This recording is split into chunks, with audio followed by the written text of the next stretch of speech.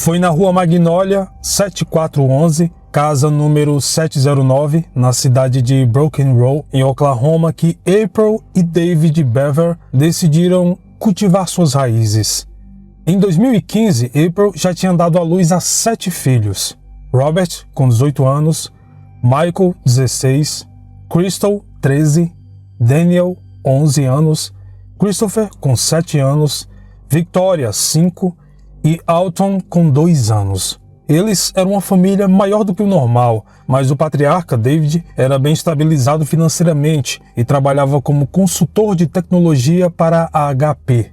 Confiantes em uma profunda fé católica, o casal queria criar seus filhos dentro da religião e, temendo as influências do mundo exterior, April e David levaram seus medos longe demais. As crianças não podiam brincar com os vizinhos e não iam à escola. Os pais eram quem os educavam em casa. As crianças cresceram isoladas do contato social, sem desenvolver as habilidades necessárias para se socializar com outras crianças. Ainda assim, eles tinham um ao outro e se tornaram muito unidos. Os irmãos mais velhos, Robert e Michael, aprofundaram seus laços, se tornando melhores amigos e confidentes. Mas no auge da adolescência, embora não pudessem vivenciar o mundo exterior pessoalmente, eles se voltaram para a internet. Como muitos jovens de sua idade, eles abriram uma conta no YouTube e descobriram o mundo dos assassinos em série. Eles ficaram intrigados. Para serem reconhecidos e ganharem fama nacional ou até mundial, esses criminosos mataram várias pessoas. Robert então resolveu criar o seu próprio canal no YouTube, onde abordava vários assuntos, principalmente histórias de crimes e massacres, mais especificamente Columbine.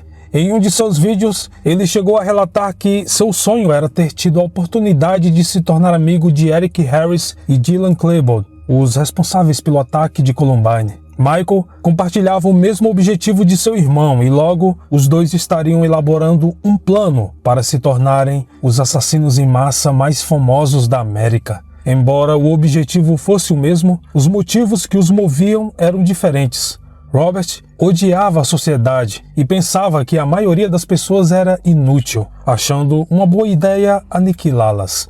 Já Michael, além de querer agradar ao irmão e ter sido influenciado por ele, basicamente queria ficar famoso.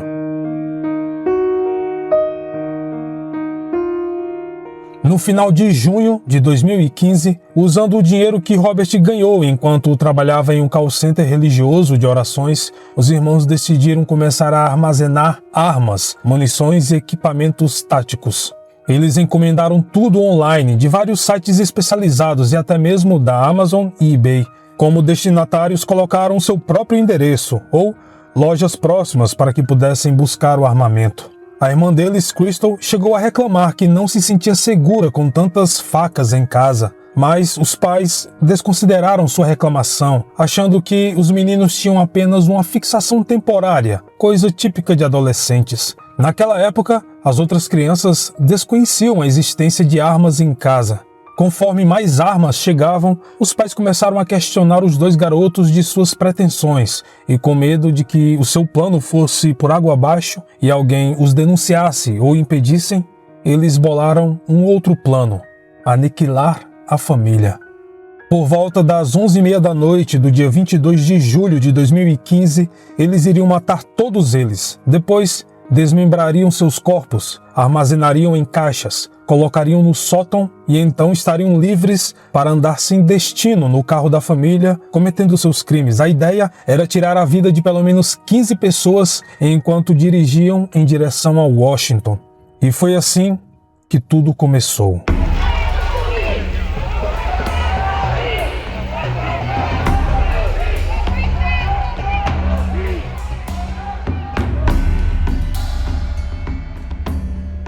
Eles sabiam que todos os dias, às 9 horas da noite, April e Crystal costumavam se sentar na sala para assistir televisão.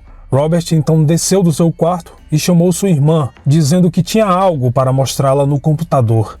Crystal se levantou e o seguiu. Lá, Michael estava sentado em sua mesa com a página da web aberta no monitor. Quando a garota se inclinou para ler o que os seus irmãos queriam mostrar, Robert a atacou por trás, cortou sua garganta e a esfaqueou várias vezes. Até aquele momento eles achavam que seria mais fácil matar alguém, assim como eles viam na televisão ou no YouTube, e que um corte era o bastante para uma pessoa morrer. Mas Crystal lutou por sua vida e atacou os irmãos. O barulho fez a mãe dos garotos subir para o quarto e ver o que estava acontecendo. Antes mesmo de entrar, ela percebeu que algo estava errado e gritou para que alguém chamasse a polícia, ainda sem entender o que realmente havia acontecido. Neste momento, Robert e Michael a atacaram ferozmente, esfaqueando-a dezenas de vezes. Michael se colocou atrás de sua mãe e a decapitou.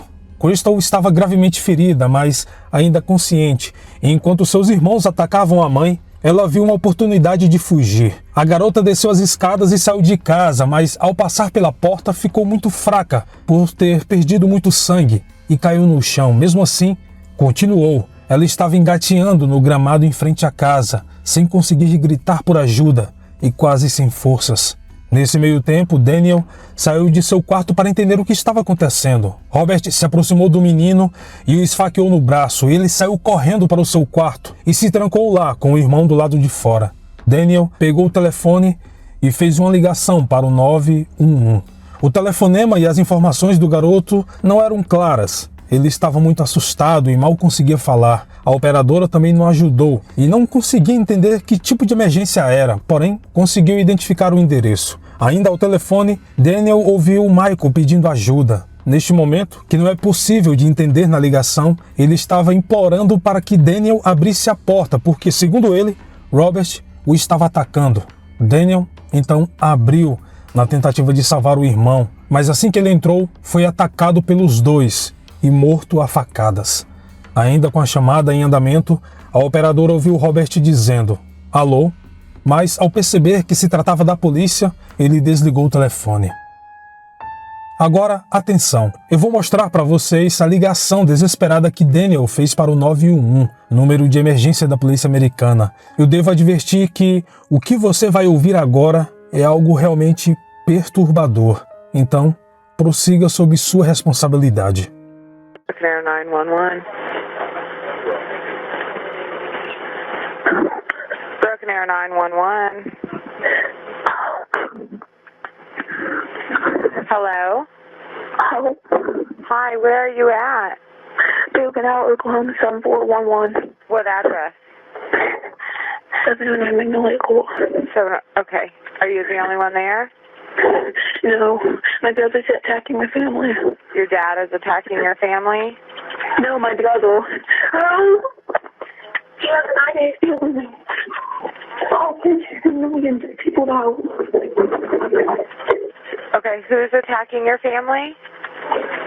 What? Who's attacking your family? Yes. Who is it? Do they have... I'll call back.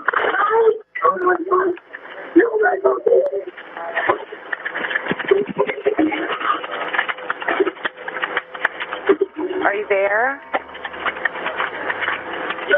Os irmãos menores, Christopher e Victoria, já tinham escutado toda a gritaria, mesmo sem realmente entender o que estava acontecendo. Eles correram para o banheiro do corredor e se trancaram lá dentro. Mas, assim como Daniel, foram enganados por Michael com a mesma desculpa. Na hora que as crianças abriram a porta para ajudar o irmão, foram atacados, esfaqueados e mortos. David Bever, o pai, mesmo com toda a confusão que estava acontecendo, dormia profundamente em seu quarto. Em algum momento ele acordou, se levantou e viu a cena do massacre ao seu redor. Ele então desceu as escadas desesperado. Chegando lá embaixo, deu de cara com Robert, que estava esperando por ele com a maior faca de sua coleção nas mãos.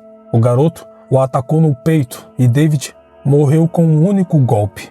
Depois disso, Robert avistou Crystal ainda no jardim da frente. Ele foi até lá, sentou-se em cima dela e a estrangulou. Certo de que a garota estava morta, puxou seu corpo para dentro de casa e a deixou no saguão de entrada. Eles finalmente estavam prontos para a última vítima da família, a pequena Alton, de apenas 2 anos de idade.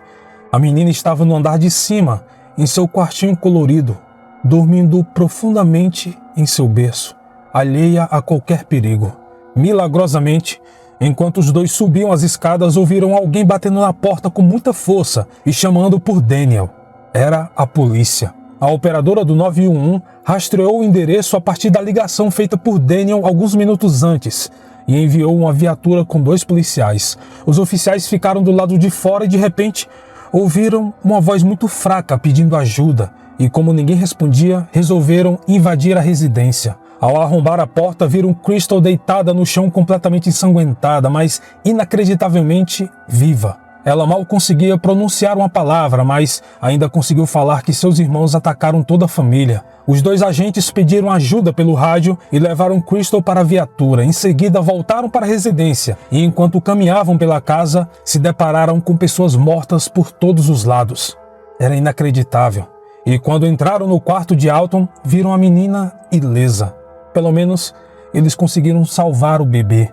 Alton também foi levada para a viatura e os agentes continuaram as buscas enquanto aguardavam reforços. Eles então viram que a porta dos fundos estava aberta. Nesse meio tempo, outras viaturas chegaram ao local e cães farejadores entraram em ação. Enquanto a polícia vasculhava a área da floresta ao redor, os cães encontraram os 2 suspeitos rapidamente. Robert saiu de trás dos arbustos com as mãos para cima, mas Michael tentou escapar. Os oficiais então soltaram os cães para segurá-lo e conseguiram rendê-lo. Ambos estavam cobertos de sangue e sujeira e não pareciam assustados ou nervosos, muito pelo contrário, esboçavam um sinistro sorriso em seus rostos. Eles foram algemados e em seguida foram colocados em uma viatura. A perícia mais tarde constatou que David Bever, de 52 anos, o pai dos garotos, foi morto com pelo menos 28 facadas no tronco, rosto, pescoço, braço esquerdo e mão, mas apenas uma das perfurações foi fatal, no coração. April Bever, de 44 anos, a mãe, foi morta por trauma contuso e com pelo menos 48 facadas na cabeça, pescoço, tronco, braços e mãos. Daniel Bever, de 12 anos, foi morto com 9 facadas nas costas, ombros, braço e peito. Christopher Bever, de 7 anos, foi morto com 6 facadas nas costas, no peito, no ombro e nas pernas. Victoria Bever, de 5 anos, foi morta com 18 facadas no pescoço, tórax, costas e braço. Crystal Bever, de 13 anos, foi apunhalada na garganta, estômago e braços. Ela também foi estrangulada, mas conseguiu sobreviver.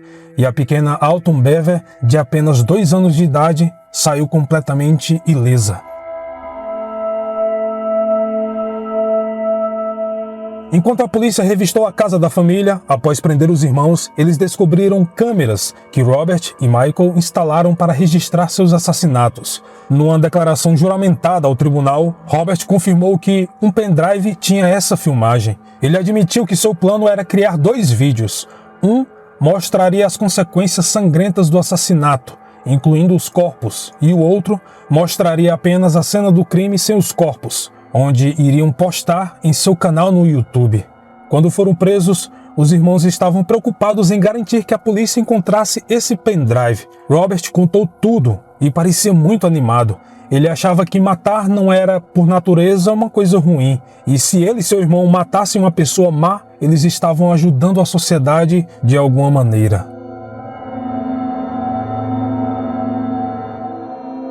Em fevereiro de 2016, os 2 irmãos foram acusados de 5 homicídios em primeiro grau e agressão com intenção de matar.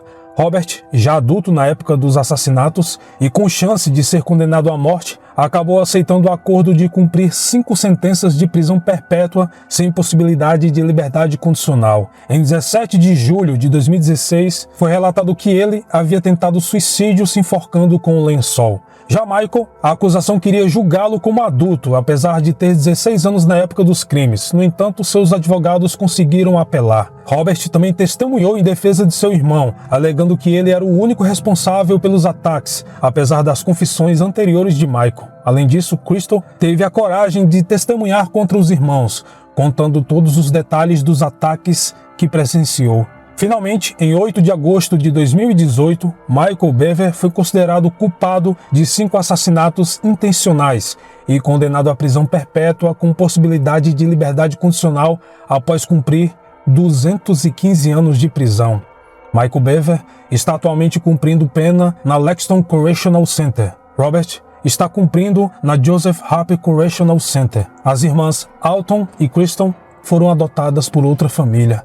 Estranhamente, em março de 2017, a casa da família Bever pegou fogo devido a um curto-circuito. Em seguida, a residência foi transformada em um parque e memorial em homenagem às vítimas.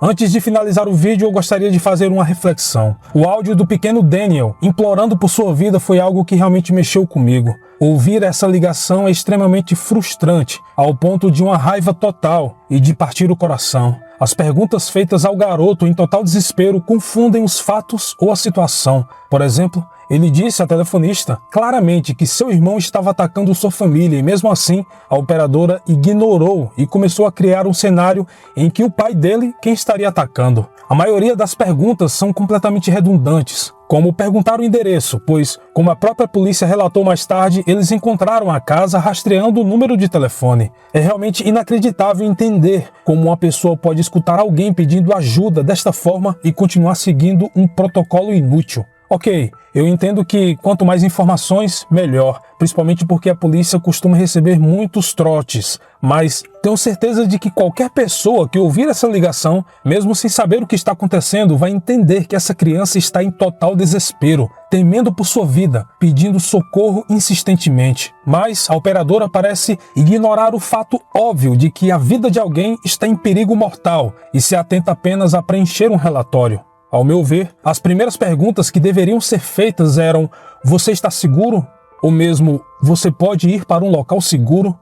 O que este garotinho fez foi algo absolutamente heróico. Claramente, um ato que lhe custou a vida, enquanto a despachante parecia não ter absolutamente nenhuma ideia do que estava acontecendo. Seus últimos momentos de vida foram passados tentando se comunicar com uma pessoa que, na minha opinião, nem estava ouvindo. Falar para Daniel procurar um local seguro ou mesmo mandá-lo sair de casa poderia ter salvado sua vida. Então, qual é o verdadeiro valor de uma vida humana em meio a toda essa burocracia? A terrível onda de assassinatos de Robert e Michael deixou muitas pessoas fazendo uma pergunta muito simples. Por quê? Há relatos de que tudo foi motivado por vingança, pois, segundo testemunhas, os pais dos meninos isolaram as crianças e eles sofriam abusos físicos e mentais diariamente. No fim, nunca vamos saber.